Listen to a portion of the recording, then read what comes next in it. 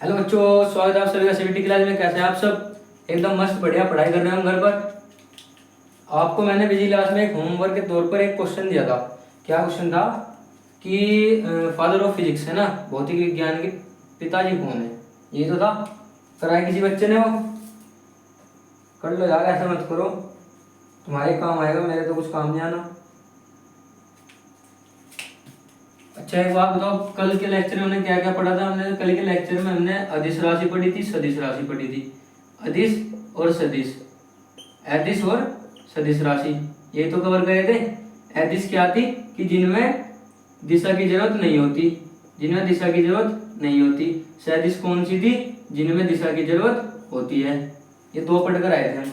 यहाँ तक हमने अपना कवर कर लिया था टॉपिक। और आज हम शुरू करेंगे सबसे पहले दूरी। सबसे पहले शुरू करेंगे आज हम दूरी। बताओ कोई बच्चा मुझे दूरी क्या होता है?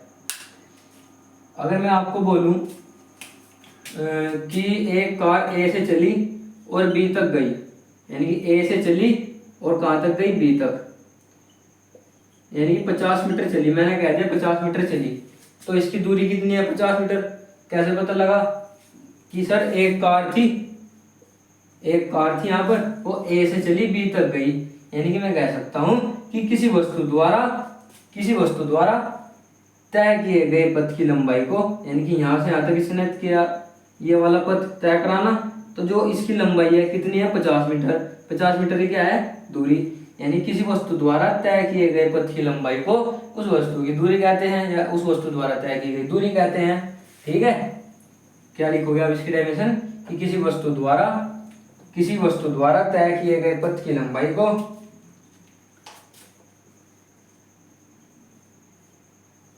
किसी वस्तु द्वारा तय किए गए पथ की लंबाई को तय किए गए पथ की लंबाई को क्या कहते हैं? हम दूरी कहते हैं, या वस्तु द्वारा तय की गई दूरी कहते हैं। ठीक है, एग्जाम्पल में क्या लिखेंगे कि यदि कोई कार ए से बी तक गई, जैसे मैंने अभी आपको बताया, वो इसका एग्जाम्पल लिख देंगे। ठीक है, ठीक है। क्या है? किसी वस्तु द्वारा तय किए गए पथ की लंबाई को वस्तु द्वारा तय की गई दूरी कहते हैं, उस वस्तु की तय की गई दूरी कहते हैं।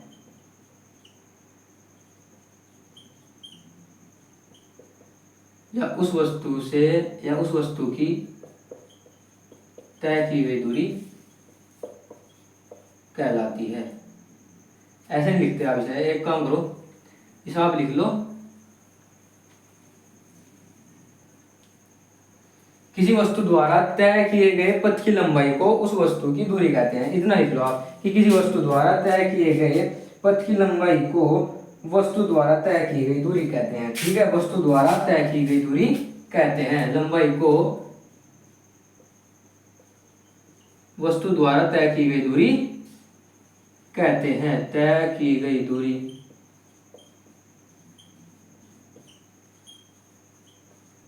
कहते हैं। एग्जाम्पल में अगर आप लिखोगे, एग्जाम्पल में आप लिखना जैसे माना कह दो कि कोई कार ए से बी तक गई है, कोई वस्तु ए से बी तक गई और उसके बाद बी से सी तक गई, उसके बाद बी से सी तक गई, तो कुल दूरी कितनी होगी? कुल दूरी आप कह सकते हैं, कुल दूरी बराबर होगी A B plus B C. ठीक है, यानी कि यहाँ से यहाँ तक की दूरी प्लस यहाँ से यहाँ तक की दूरी, ये तो कुल दूरी होगी। इसका एग्जाम्पल आप ये भी लिख सकते हो। ठीक है, क्या लिखोगे कि यदि कोई वस्तु ए से बी तक गई, बी से सी तक गई, तो तय की गई कुल दूरी A B plus B C. इतनी बात आपकी क्लियर? लिख लो आप इसे फटाफट। जो इसके बाद करते हैं विस्थापन।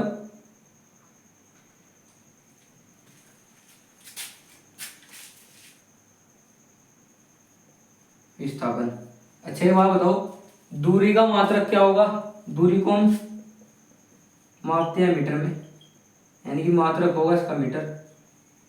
ठीक है, वो कौन सी राशि है? दूरी है, कौन सी राशि है? अदिश राशि है। कौन सी राशि है? अदिश। ठीक है, अब आगे बताओ विस्थापन। विस्थापन क्या होता है? बताओ, कोई बच्चा बता सकता है मुझे विस्थापन क्या आया जल्दी बताओ। इसे लिख लो आप इतने दूरी को, और विस्थापन की डेफिनेशन बता दो कोई बच्चा, प्यारी सी डेफिनेशन बताइए कोई मुझे बढ़िया सी।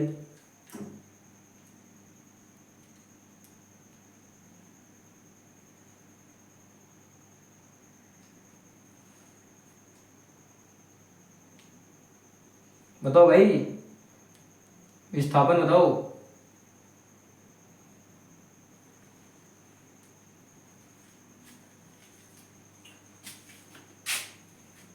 विस्थापन को आप बोल सकते हैं कि किसी वस्तु द्वारा उसका विस्थापन है, किसी वस्तु का विस्थापन उसकी प्रारंभिक स्थिति और अंतिम स्थिति के बीच की न्यूनतम दूरी। यानी कि ये जैसे ए से सी तक गया, तो ए से सी तक के बीच की जो न्यूनतम दूरी है वो क्या कहलाती है, उस वस्तु का विस्थापन। क्या कहा, किसी वस्तु का विस्थापन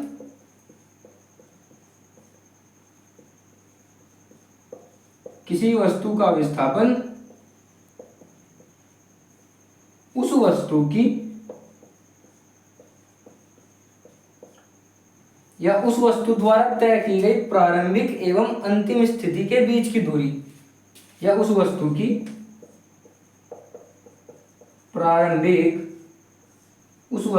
प्रारंभिक तथा अंतिम स्थिति के बीच की न्यूनतम दूरी, के बीच की न्यूनतम यानी कम से कम दूरी। किसी वस्तु का विस्थापन उस वस्तु की प्रारंभिक तथा अंतिम स्थिति के बीच की दूरी होती है या होता है। ठीक है, इतनी बात आपके क्लियर। विस्थापन क्या होगा, किसी वस्तु का विस्थापन उस वस्तु की प्रारंभिक तथा अंतिम स्थिति के बीच की न्यूनतम दूरी होता है या होती है, विस्थापन। इतनी बात आपके क्लियर। अब बताओ मुझे, विस्थापन अदिश राशि है सदिश राशि है? जो मैं कल भी बता दिया था आपको कि विस्थापन कौन सी राशि है, जल्दी बताओ भाई जल्दी। विस्थापन एक सदिश राशि है और इसका मात्रक भी मीटर होगा। विस्थापन कौन सी राशि है, सदिश राशि है। कौन सी, सदिश राशि है। इसका मात्रक भी मीटर होता है, इसका मात्रक मीटर होता है। ठीक है बच्चों, कि किसी वस्तु का विस्थापन उस वस्तु की प्रारंभिक तथा अंतिम स्थिति के बीच की न्यूनतम दूरी, यानी कि ये वाली प्रारंभिक ये वाली अंतिम, इसके बीच की न्यूनतम दूरी उस वस्तु का विस्थापन कहलाती है। इसे आप फटाफट अपने नोटबुक में लिख लो, जहां पे भी आपने नोट्स बना रहे होंगे।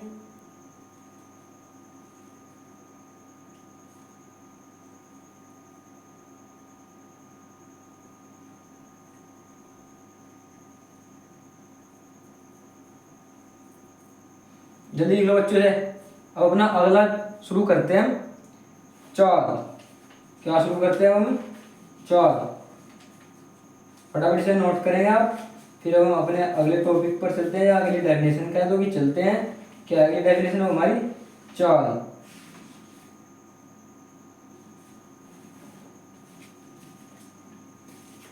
और हाँ, तुम्हारे पेपर में जो सबसे ज्यादा क्वेश्चन यहाँ से पूछा जाएगा वो आएगा आपका यहाँ से एक क्वेश्चन। चलो मैं आगे लिख देता हूं।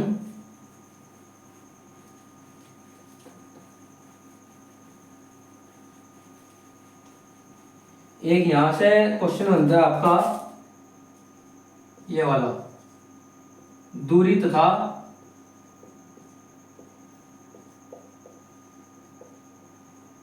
विस्थापन में अंतर लिखिए। अंतर लिखिए। ठीक है, कि दूरी तथा विस्थापन में अंतर लिखिए। ये वाला क्वेश्चन आपका आता है पेपर में। अंतर आपके बहुत आएंगे पेपर में। ठीक है, अंतर तो आपके काफी आने हैं पेपर में, कि दूरी चाल और दूरी विस्थापन में अंतर, वेग, है ना। अब अगला है हमारा चाल। अब बताइए हमें चाल किसे कहते हैं। चाल की एक सुंदर सी प्यारी सी डेफिनेशन बता दो कोई, कि चाल से ही होती है। यानी कि चाल बहुत आसान है, आपके डेली लाइफ में भी यूज होती है चाल। बताओ भाई जल्दी कोई। अच्छा, चाल चलेगा कौन, गतिशील वस्तु जो गति कर रही होगी उसकी तो चाल होगी कुछ। अब ऐसा थोड़ा ही अगर आप बैठे होगे आपकी कुछ चाल होगी, ऐसा तो नहीं है ना भाई। अगर आपकी फिजिक्स में हो तो अलग बात है, मेरी फिजिक्स में तो फिलहाल ऐसा कुछ है नहीं। अब चाल बताओ मुझे, चाल क्या होता है? चाल होता है कि किसी गतिशील वस्तु द्वारा इकाई समय में तय की गई दूरी, है ना। यानी कि हमने कोई कोई यानी कुछ ना कुछ तो समय लगा होगा, तो इकाई समय में, उस इकाई समय में जो उसने तय करी दूरी वो क्या कहलाती है? चाल। क्या कहलाती है? चाल। चाल चाल क्या है? किसी गतिशील वस्तु द्वारा इकाई समय में तय की गई दूरी या चली गई दूरी को क्या कहते हैं? हम चाल कहते हैं। किसी गतिशील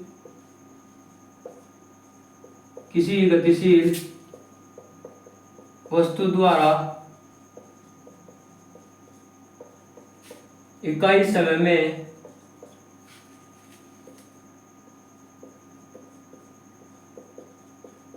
चली गई दूरी को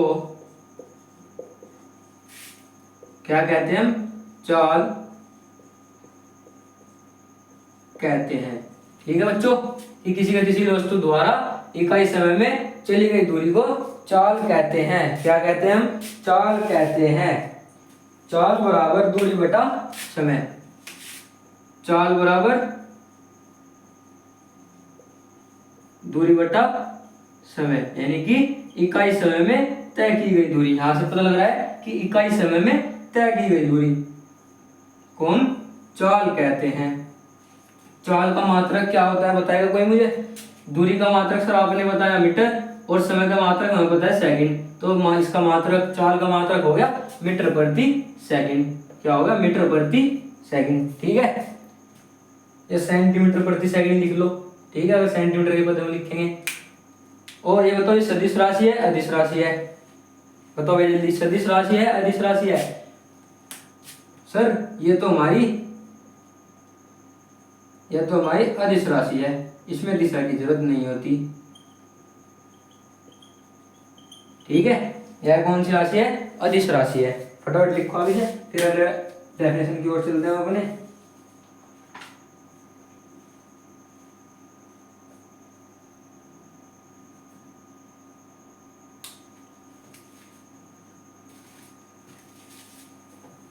अब अगला है हमारा,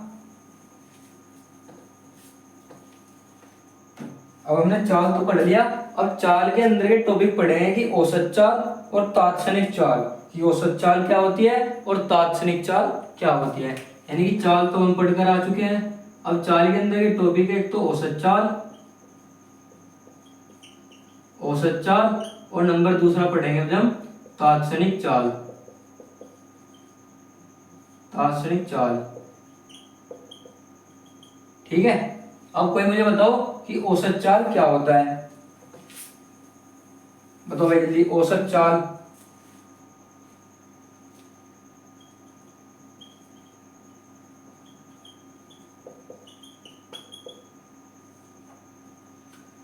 औसत है ना, औसत। अच्छा, एवरेज निकलता कैसे है? अब जैसे कि तुम एवरेज, यानी कि हमारे पास 10 संख्या दी हुई है ना, कितनी? 10। यहां से आगे की कितनी है? 10। टोटल कितनी है? 10। अब इन सब को जोड़कर बटे में जितनी संख्या है यानी कि 10, ऐसे तो एवरेज निकलता है कि अगर मैं कहूँ 2, 4, 6, 7, ये आपको ये वाली वैल्यू दी हुई है, इनका एवरेज निकालो।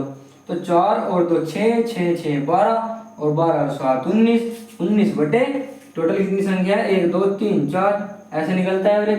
तो ऐसे ही औसत चाल क्या होगी कि किसी गतिशील वस्तु द्वारा तय की गई कुल दूरी तथा लिए गए कुल समय। कि किसी गतिशील वस्तु द्वारा, किसी गतिशील वस्तु द्वारा, किसी गतिशील वस्तु द्वारा तय की गई कुल दूरी, तय की गई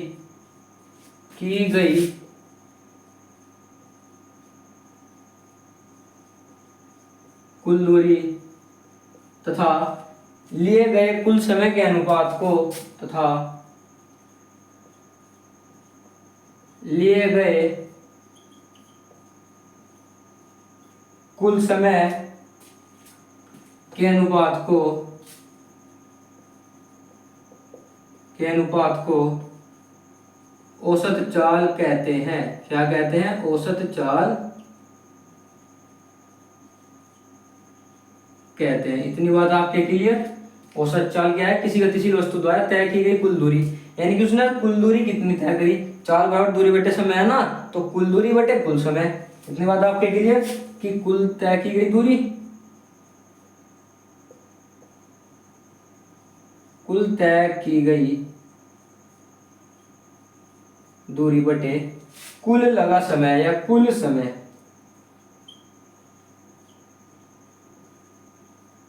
ठीक है, कि कुल तय की गई दूरी बटे कुल समय।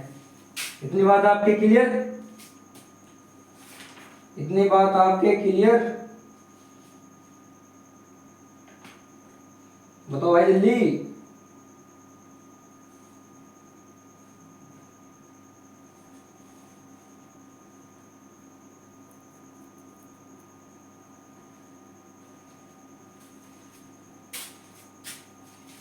ठीक है भाई, इसे आप खुद लिख लो आगे। अगर इसे वैसे भी लिखो आप कि माना हमारे पास कुल तय की गई दूरी कितनी है, दूरी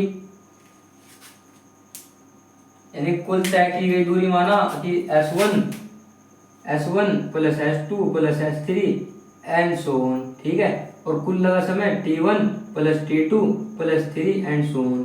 ये ऐसे निकलती है V बराबर इतना। ठीक है, अब अगली बात करें तात्क्षणिक चाल। तात्क्षणिक चाल, तात्क्षणिक का मतलब ही होता है विशेष, यानी किसी विशेष जगह पर या किसी विशेष स्थान। तात्क्षणिक की मतलब विशेष है, तो विशेष, अब यहाँ पर सर विशेष से चाल का क्या मतलब, तो यहाँ पर विशेष से चाल का मतलब है कि किसी गतिशील वस्तु की एक विशेष क्षण पर चाल, किसी गतिशील वस्तु की एक विशेष क्षण पर चाल, यानी कोई विशेष मोमेंट होगा, कोई विशेष यानी कि स्पेशल, उस पर चाल क्या कहलाती है? तात्क्षणिक चाल कहलाती है। क्या कहा सर? किसी गतिशील वस्तु की एक विशेष क्षण पर चाल को ही क्या कहा है? किसी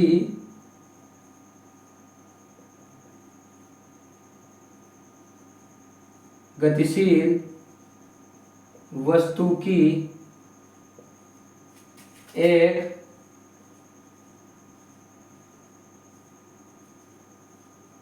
विशेष क्षण पर चाल, तात्क्षणिक चाल, तात्क्षणिक चाल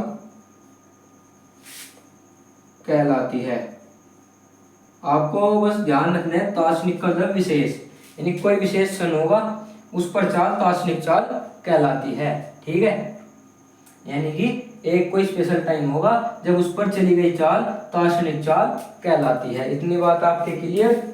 ठीक है, अगर मैं कहूं कि यदि कोई वस्तु सूक्ष्म समय अंतराल यानी कोई सूक्ष्म समय अंतराल दिया जाए डेल्टा टी, ठीक है, डेल्टा एस दूरी तय करें, तो वस्तु की तात्क्षणिक चाल क्या होगी? यानी कि अगर मैं कहूं कि उसने दे दिया डेल्टा टी, यानी कि एक इतना, एक डेल्टा मतलब छोटा, एक इतना समय दे दिया, और इस समय में उसने तय कर ली दूरी डेल्टा एस। कितनी दूरी तय करी? Delta S. तब उसकी तात्क्षणिक चाल कितनी होगी? v बराबर डेल्टा एस बटे डेल्टा टी। इतनी बात आपके क्लियर? ठीक है,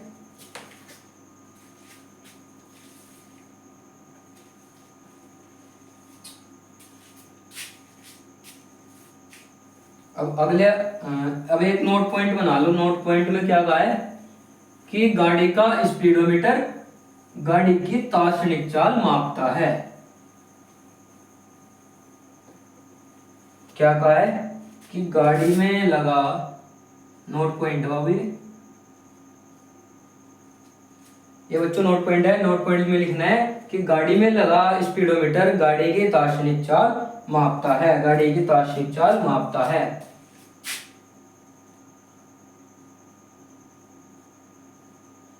गाड़ी में लगा स्पीडोमीटर गाड़ी की तात्क्षणिक चाल, गाड़ी की दार्शनिक चाल मापता है। ठीक है, ये नोट पॉइंट है, इसे आप लिख लो। फिर अगला अपना एक और शुरू करते हैं अब हम वेग। क्या शुरू करेंगे? वेग। वेग और विस्थापन में बहुत अंतर, ये भी कई बार पूछा जाता है पेपर में कि वेग और विस्थापन में अंतर लिखो। लिख लिया बच्चों आपने। अब आगे अपना शुरू करते हैं हम वेग। इंग्लिश में बोले तो वेलोसिटी, वेलोसिटी। अब हम शुरू करेंगे वेग। अच्छा, अगर आपके सामने में वेग का फॉर्मूला लिख दूं सबसे पहले, कि वेग का जो फॉर्मूला होता है वो होता है विस्थापन बटे समय। क्या होता है? विस्थापन बटे समय। तो क्या अब आप यहां से इसकी डेफिनेशन नहीं बना सकते? और पीछे आप दूरी की डेफिनेशन पढ़ कर आए हो, चाल की डेफिनेशन पढ़ कर आए हो, है ना? तो क्या आप इससे इस वेग की डेफिनेशन बना सकते हो या नहीं बना सकते? बताओ भाई जल्दी यार, बना पाओगे ना? कैसे बनाओगे? कि किसी गतिमान वस्तु द्वारा इकाई समय में तय किए गए विस्थापन को वेग कहते हैं। क्या लिखोगे? कि किसी गतिमान वस्तु द्वारा इकाई समय में तय किए गए विस्थापन को इकाई समय में तय किए गए विस्थापन को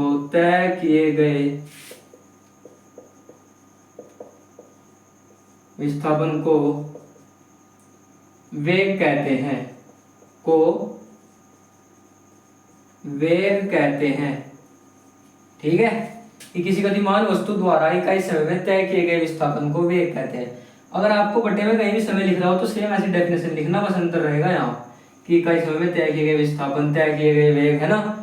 तो क्या लिखोगे आप वेग की डेफिनेशन? कि किसी गतिमान वस्तु द्वारा इकाई समय में तय किए गए विस्थापन को वेग कहते हैं। वेग यानी कि इसे लिखते हैं स्मॉल वी से। ठीक है, और विस्थापन को एस से और समय को टी से। अब वेग एक कैसी राशि है? वेग एक सदिश राशि है। कौन सी राशि है? वेग एक सदिश राशि है सर। कौन सी राशि है? सदिश राशि है।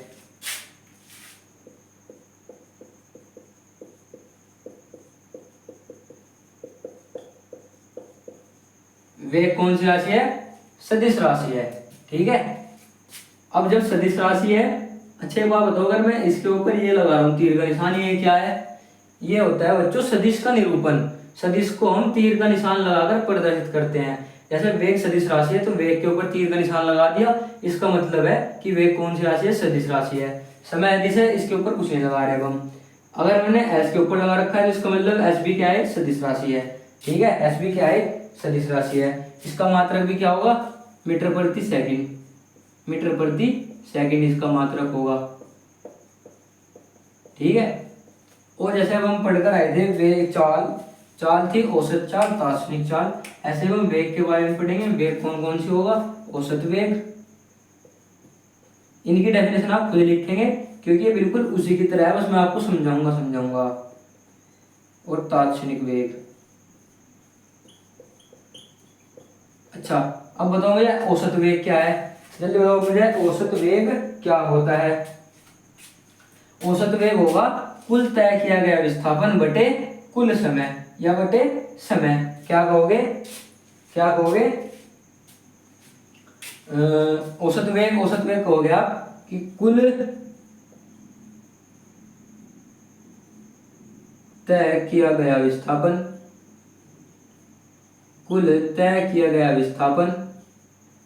बटे कुल समय यानी कुल लगा समय।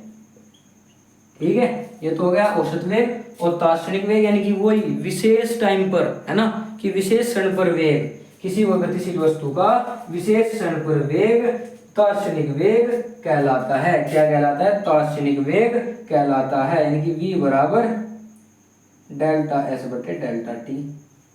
इतनी बात आपके क्लियर कि औसत वेग कुल तय किया गया विस्थापन बटे कुल लगा समय के अनुपात को औसत वेग कहते हैं। तात्क्षणिक वेग यानी कि किसी विशेष क्षण पर चला गया किसी गतिशील वस्तु द्वारा किसी भी विशेष क्षण पर वेग, उस वस्तु का दार्शनिक वेग कहलाता है। ठीक है,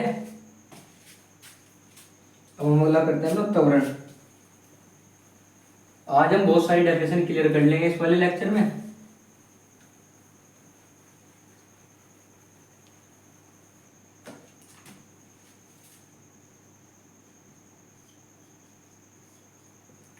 त्वरण बताओ बच्चों मुझे, इंग्लिश में ऐसे कहते हैं एक्सीलरेशन।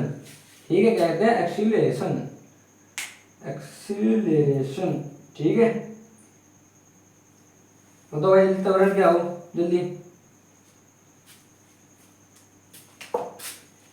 पहले मैं इसकी डेफिनेशन लिख दूं, हो सकता है आपकी डेफिनेशन से एक बार समझ में आ जाए कि किसी गतिमान वस्तु द्वारा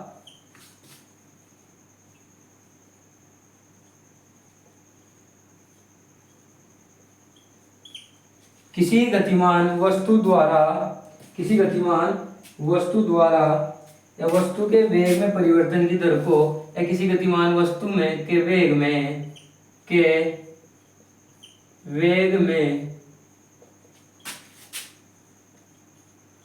परिवर्तन की दर, वेग में परिवर्तन की दर त्वरण कहलाती है, त्वरण कहलाती है। इसे हम ए से लिखते हैं, इसे कैसे लिखते हैं हम, इसे हम ए से लिखते हैं। और त्वरण भी एक कौन सी राशि है, त्वरण भी एक सदिश राशि है। कौन सी राशि है, सदिश राशि है।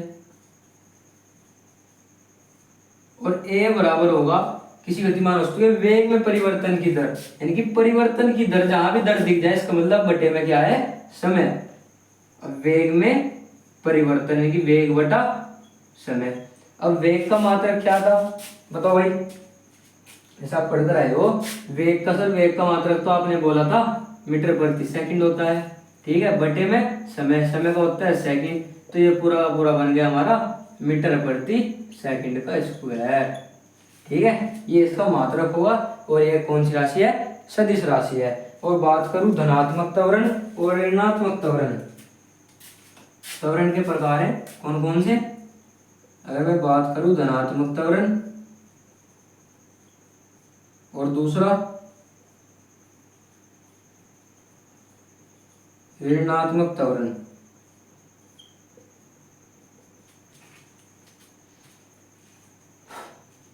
धनात्मक त्वरण और ऋणात्मक त्वरण, आप एक काम करेंगे, अब धनात्मक और ऋणात्मक त्वरण के बारे में घर से लिख कर लाएंगे आप। अगर आपको समझ में आता है ठीक है, वरना कल हम यहीं से शुरू करेंगे अपना। अब आपका इतना मुश्किल से मुश्किल अगले लेक्चर में खत्म है ये वाला जो आपका चैप्टर है ना, ये वाला जो आपका चैप्टर चल रहा है गति वाला, ये मुश्किल से शायद अगला लेक्चर एक और लेगा या दो, लास्ट दो है, यानी कि 2 लेक्चर में इस वाले चैप्टर को हम अगले खत्म कर देंगे। अब आपको घर से या आपका होमवर्क समझ लो, कुछ ही समझ लो, आपको धनात्मक त्वरण और ऋणात्मक त्वरण के बारे में पढ़ कर आना है। ठीक है, बाकी तो हम अगले लेक्चर में कराएंगे इसे। और भाई जरूर ध्यान से पढ़ते रहिए, क्योंकि अगली बार आपका बोर्ड है। अब ऐसा ना हो कि आप 9th में पढ़े नहीं, आप बोर्ड में आप पता लगा एक जना घूम रहा है इधर को कि वहाँ ट्यूशन में वाले सर पढ़ा रहे हैं हम तो उनके पास पढ़ेंगे, मैं वाले सर पढ़ा रहे हैं उनके पास पढ़ेंगे। भाई बिल्कुल पैसा बिरान है एकदम वहाँ तो। मुझे पता है कि अगर बाहर कोई बच्चा अगर किसी स्कूल के कोई स्कूल में पढ़ रहा है और उसके वहाँ पर अगर कोई टीचर पढ़ा रहा है तो वो क्या काम करता है कि बालकों को डराएगा, धमकाएगा कि हमारे यहाँ ट्यूशन पढ़ो, यहाँ ट्यूशन पढ़ो। कुछ नहीं है भाई, वहाँ भी ट्यूशन में भी कुछ नहीं पढ़ाते, इतना खास मुझे पता है। इसलिए आपको कह रहा हूँ कि अभी से पढ़ लो आप, बाद में 10th में नौबत नहीं आएगी। 10th में भी आप मेरे ऊपर छोड़ दो सारा, बाकी करा दो मैं, कहीं बाहर फीस देने की जरूरत नहीं है। ठीक है, बाकी बाय, ओके, पढ़ते रहिए आप।